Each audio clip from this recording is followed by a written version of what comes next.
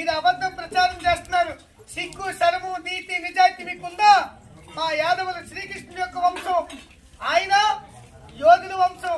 యోధులంటే ఎవరు, యాదవులంటే ఎవరు?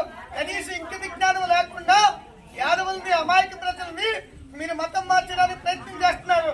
గొర్రె పిల్లలు మేపితే మా యాదవులు గొర్రెలు మాపలేదు, గోవులు మేపేవారు తప్ప ఈవేళ గోవులు కొట్టుకునే స్తోమం లేదు కాబట్టి గొర్రెలు మేపుతున్నాం.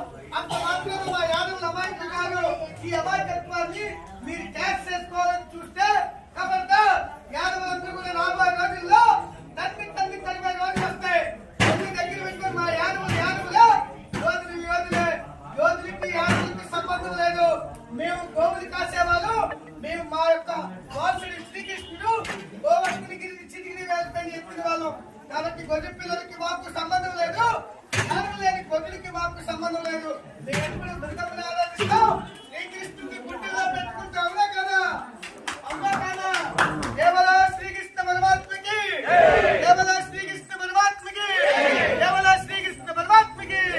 మన ఏదైతే ఈ రైవాడ ప్రాంతంలో ప్రజలందరూ కూడా ఐక్యంగా ఉంటే మన శ్రీకృష్ణుడి యొక్క గొప్పతనాన్ని ప్రతి ఒక్కరు కూడా చాటి చెప్పాలని కోరుకుంటూ హిందూ మహాసభ దక్షిణ భారతదేశం కాంగ్రెస్ సెక్రటరీగా మీ భారత ప్రేమాశ